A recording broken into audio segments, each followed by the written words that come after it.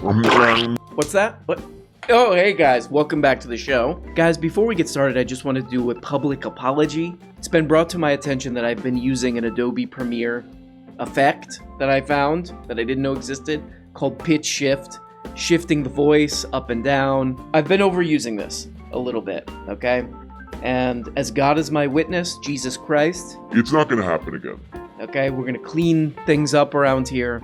You know, this show is not very professional. It's very stupid. No more.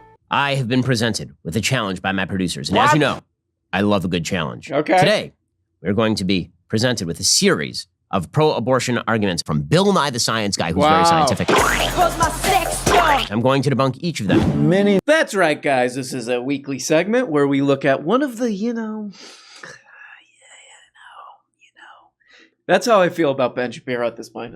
Like, okay, this guy, this is the kind of crap we have to deal with, I did not know this until recently about Ben Shapiro, that his podcast is like one of the most downloaded podcasts in the world, basically, which makes you go.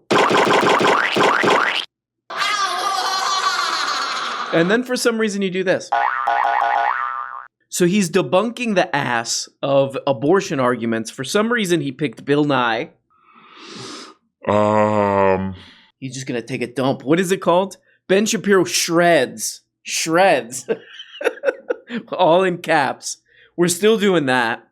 Ben Shapiro shreds Bill Nye's tight little butthole. Ew, Jesus, Ben. Why did you write that? Why did you write that? That's weird. He doesn't even know you. I'm going to debunk each of them. Wow. Many more hundreds of eggs are fertilized than become humans. Eggs get fertilized, and by that I mean sperm get accepted by ova a lot. But that's not all you need. You have to attach to the uterine wall, the inside of a womb, a woman's womb. Okay, stop it right there. Okay, so he's making several arguments in a row. Number one, you'll notice that he says that the location of the fertilized ova is what matters, right? That once it's implanted, then presumably It is now on its way to becoming a full human life. Okay, so Benny Shitino goes into this. What? What, Ben? You're doing that. He goes into this long debate club crap. Long debate club crap about ova. Like, honestly, I think this guy's just a little pervert. I think he's just a little demented little pervert. He just likes talking about ova and all this stuff. He's like, sperm and ova. He's a pervert. But, like, I don't know why people are wasting time watching these abortion argument debate club crap anymore. It all boils down to the same crap. Like, we could just save so much time with this abortion argument crap. All it is, this is what it boils down to. Ben Shapiro pretends to think that when a woman gets pregnant, that inside of her is a full person with rights that actually exceed the pregnant person's rights. And then the opposite end of the argument is, no, I don't believe that. That sounds insane. That's it. That's all what the abortion argument boils down to. One, Ben Shapiro pretends. There are people who really believe this, religious people living out in the middle of nowhere or whatever, believe that. Ben Shapiro pretends to believe that for reasons. And then the other people say, no, I don't believe that's what that is. That's it. That's what the whole thing boils down to. But what's far more interesting than that debate that just goes in circles and goes nowhere and always ends up with, it is a person. That's a person. It's more of a person than the pregnant person. If you see a pregnant person, out in the street, you go, this is what you should say. You're a shit. You look at them and you go, you're shit. But you point at the stomach and you go, that's important though. What's far more interesting is, what are you going to do about it? What are you going to do about it? Right? Okay. We accept your crazy, insane argument that most people don't believe, which is that's a full person with all the rights of a person, that you can't have an abortion. The rights exceed the right of the person carrying it. What are you going to do? And what we've seen is the approach that I guess they're kind of falling back on is just restricting it. You're not allowed to have an abortion. You're not allowed to have it. And that is a failure. And we've seen that just in the past couple, we're seeing that real time. And I didn't know that, and I didn't know this until now, but there's actually been bigger studies, because we're seeing in the US that it's just a totally failed approach of making things illegal. Oh, that's a totally failed approach. But what I didn't know, and I just found out, is that there's been bigger studies on this. This is from an NPR story about a huge study about this very crap. It's about this, abortion, which sounds like this. Here's what they found. In countries where abortion is broadly legal, there are between 36 and 47 abortions performed annually per 1,000 women, ages 15 to 49. And what about in countries where abortions are prohibited altogether? In these countries, there are between 31 and 51 abortions annually per 1,000 women on average. In other words, it's basically exactly the same. So you prohibit abortion, it stays the same. They found. People are still doing this. What's weird about this is they're not really talking about this anymore. They're not really talking about the effects. You would think they would be like, hey, we got this thing that we always wanted. Let's look at whether or not it's working. Nope, not really at all. That's because it is what we call a phony baloney nonsense culture war issue for these people. It's such a stupid little trap that these people are in. Because it's like, if this wasn't just a total phony baloney fake, let's distract people thing, there are things you could do. You give people more contraception or whatever. You could have, but this would be grooming though. This would be perverts doing this. You could have sex ed in school, so you would lower the amount of unwanted teenage pregnancies. There are things you could actually do, but we're not interested in that because this is stupid. It's stupid. But we're not interested in that because that's something that makes sense. I'm Ben Shapiro, signing off. I think he should start doing his show as an old-timey. This is Ben Shapiro. Drive safely. I love you. He's smoking. He should start smoking. It's in black and white. He shoots everything on 16mm black and white, and he smokes on his show. I think he should do that. Guess where I got that idea? That's in the Bible. No. I've noticed that his standard for abortion is not implantation. Ew. There are some politicians who believe implantation is the standard. Yuck. Including, for example, gross. There are some politicians who believe implantation is the standard, including, for example, Newt Gingrich. Oh, That is not- word Newt? Word Newt thinks that? Hey, I'm pregnant. I'm going to make my decisions about some weird little pervert named Newt. Oh, some guy named Newt with his weird little hairdo. He thinks about this about my vagina. Oh, great. That's meaningful for me. Hey, it's me, Newt. Let me get a look at that real quick. For example, think that that's a speciesist attitude, that by saying human equals person, it's problematic that we're excluding animals. Right. He's wrong. I mean, listen, I will give it to Peter Singer. Peter Singer is a logical thinker. He is consistent. Peter Singer literally believes that you should be able to murder a baby past its birth. He does? He says this. He's not closeted about this. Okay. He says that because babies are not sentient and essentially have the same mental function as some kinds of animals, this... Oh, Peter Singer. Oh, Peter Singer says that? Oh, wow. Sort of like Newt. Sort of like what Newt was saying. Oh, Peter Singer, Newt, we got all these motherfuckers. Who cares? I'm going to say this right now. Peter Singer can kiss my ass. Peter Singer is a piece of I don't know who he is. I've never read a word of his writing. He is a piece of shit. He's garbage. He's a pervert. And I don't care if he lives or dies, frankly. Again, the debate club nonsense about this is over. It doesn't matter anymore. Okay? You want to do less abortions, make birth control free, free public health care, or you can incentivize people to have children rather than making it nearly impossible, which all your ideas do. That's the weirdest thing to me. Hey, look, we know it's very, very difficult to have a baby, which, especially for poor people, are more likely to have an abortion. But we're not. No, you just have to have a baby. You just have to have a baby. You have to have that baby. Me and Newt. Me and my boy Newt are here. Hey, girl. Me and my boy Newt are here. That seems like a real recipe for good things to happen. You make having a baby very difficult, and then you just force people to have a baby.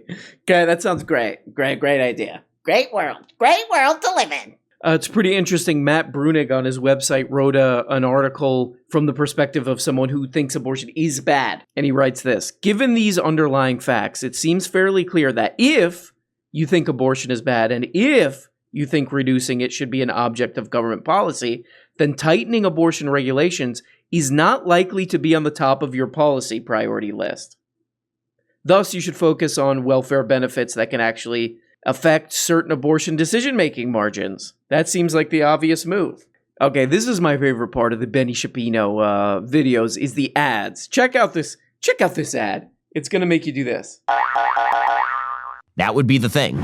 We'll get to more on this in just 1 second. First, I've debunked communism, JFK conspiracies, and other disputed topics. I haven't yet debunked the huge lies surrounding store-bought... Look at these pocket boys. Hey, we're the pocket boys. We're the pocket boys and we eat our meats. Hand in our pocket so someone has to feed us. In a barbecue in my backyard. The pocket boys and pocket girls. Pocket boys. Yeah. Folks, we're here again. To make you happy and to make me sad, we're going to Don't do me any favors. Okay, go ahead. go through a bunch of TikTok videos. Huh? The woke TikToks, they're back in just 1 second. First, this video is sponsored by Ring. Oh, you got pedal your crap. Secret, keep it safe. Yeah, so this might be the laziest segment I think I've ever seen. You know, but even lazier than like, hey, it's me, one of the FaZe clan. I'm going to throw Xboxes off a bridge onto my friends' heads. This segment he's doing is called Deleted Scenes. Ben Shapino reacts to insane woke TikToks. So this is first of all, it's a reaction video, which is the lowest form of content, okay? Anyone who does a video reacting to other videos should be thrown out of the country, I believe, okay? Or aborted. What I call an ultra late term abortion, which is up to the age of 40. So he's reacting to TikTok videos, and these are the ones that weren't good enough to make the initial cut. Wow, that's a great content, bro. Hey, you know all the stuff that's not... I'm going to start doing that in my videos. I'm going to really start leveraging crap to just dump out content. Yeah, just upload all the stuff that's the excess crap it's not funny at all. Just me sitting there, me trying to fix the green screen. You know, yeah, these are deleted scenes. You idiots will eat it up. You morons, you don't care. Have a little respect for your audience, you humans. Stay in you. You idiot, you fool. I love that Robert Pattinson said that if the Batman flops in the box office, he'll just turn to making adult films. And Ben Shapiro then coincidentally said the Batman was bad. I wonder why. You're not slick, Ben. What? Holy shit. Wow. How did that one not make the final cut? Some lady says something, she says, oh, you're gay, Ben Shapiro, because you want to see Robert Pattinson naked or whatever. What? Do you have any gum? You know, I want to help out the Daily Wire, so this idea is totally free. Okay, send this to the, whatever billionaire runs that piece of turd company. You guys need a mascot, I think. This could make things way more funny. You have a mascot. Since the company is called Daily Wire, the mascot will be an actual wire. Like an electric wire. But like a down power line that's sparking, so it'll be like, hey, I'm Sparky. It'll be Sparky the Daily Wire wire. And he's just like, his head is sparking. And when there's a video Ben doesn't like, Sparky jumps out and he's like, oh, we don't like that. And he sparks the video and the video like burns and gets electrocuted. How about that? Let's put a little bit of effort into your 250,000 view of an episode show. You idiot. You fool, you.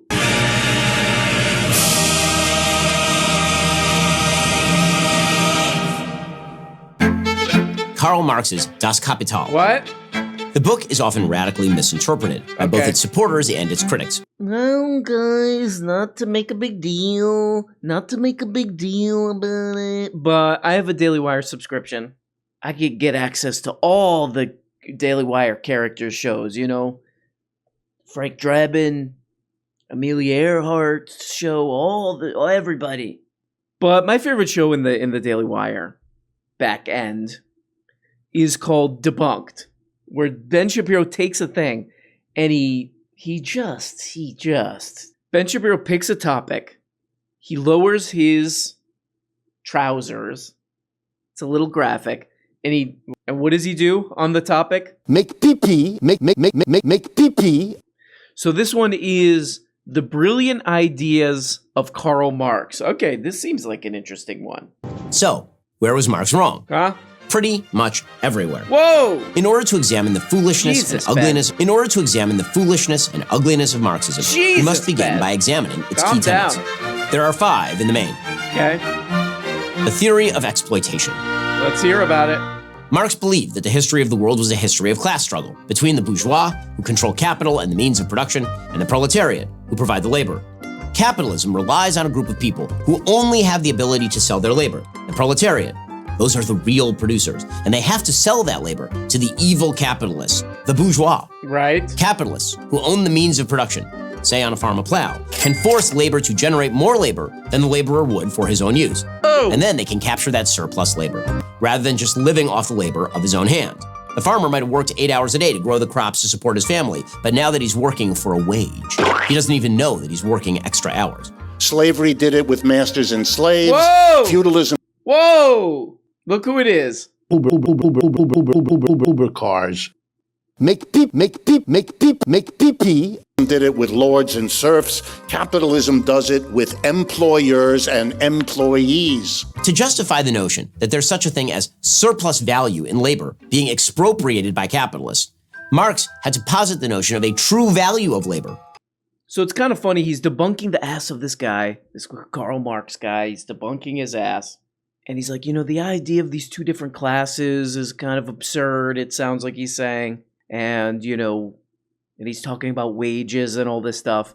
And it's sort of odd timing to do this because this story just came out over the weekend. From The Intercept, from Ken Klippenston. Ken Klippenston, who's kind of like, what people think Glenn Greenwald is, I think Ken Klippenston really is. He's the guy who gets like secret documents and he's like, oh, here's this crap, Bank of America memo revealed, quote, "We hope," unquote, "conditions for American workers will get worse." Jeez, that's not nice, man. Come on, Bank of America. The financial behemoth privately fears that regular people have too much leverage. This recent unusual moment of worker leverage made Bank of America quite anxious.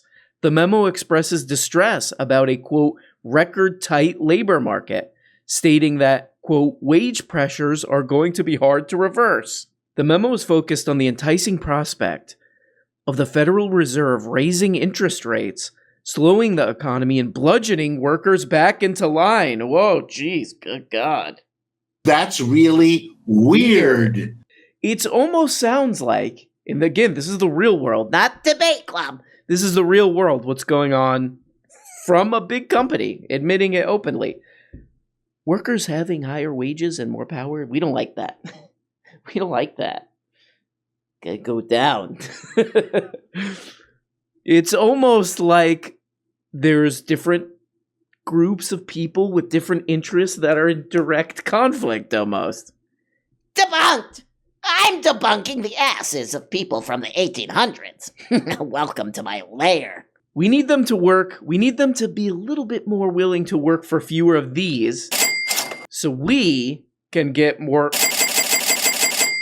And that's just sort of how it works, And it's not me. Again, not me saying it.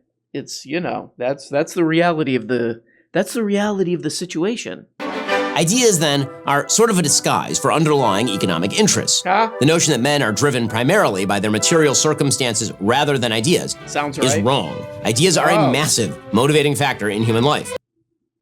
This is kind of a weird debunk. I was expecting a real dunk, for this. He's like, this is all stupid crap. This is all stupid garbage. I was expecting some real, 360 jams on this one. But he just seems to be, I guess he's talking about materialism, and he's just like, no, ideas are important too. Like, yeah. I don't think anybody thinks that ideas are not important or just irrelevant or whatever. He just kind of, it doesn't seem like a real debunk. It just seems like he's like, oh, well, material conditions and, human necessity and all this stuff. That's not all. It's like, that's a debunk. That's come on. I was expecting wedgies, noogies, head dunks in the toilet. He's just like, well, that's not all. The other funny thing is that this guy, he's talking about sort of like economics writing, and his hero, I guess, for economics is, what is this good dork's name? Milton Friedman, who he shows a little clip of Milton Friedman in this video. Pretending that labor is the only important input in any production is ridiculous. Literally thousands of people cooperated to make this pencil. People who don't speak the same language, who practice different religions. And I don't know, maybe you would eventually want to do a debunk on old Milton Friedman, because Milton Friedman's whole thing was like, hey, look, I can't, he talked like, hey. He was just like, hey, look, if you just leave corporations to do whatever they want, everything will work out for everybody better. I think he was more of an insane person than Marx. Ben Shapiro's like, Well, that's not totally true. Ideas are important too. And then meanwhile, there's a guy who's like, just let corporations do whatever they want, and everything will be great. Maybe look into that more than like His view of history when he was writing this in the 1800s was slightly off, I think, maybe. His ass is dunked. Consider yourself dunked, beardo. Milton Friedman wrote in 1970. It's pretty funny. It's almost like a satire or something.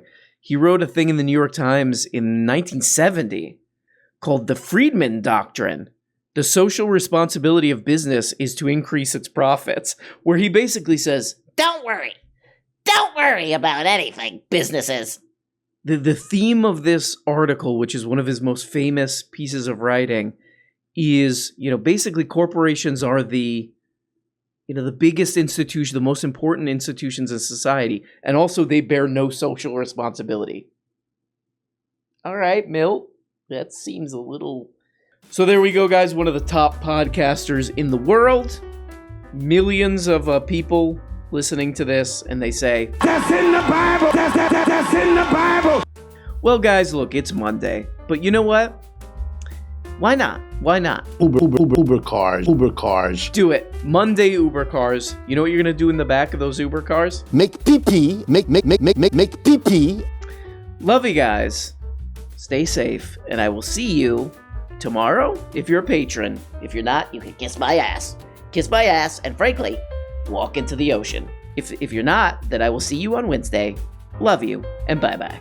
Hey guys, you're only getting a fraction of the weekly shows. If you want a new motherfucking episode every day, subscribe on Patreon for as little as 2 bones.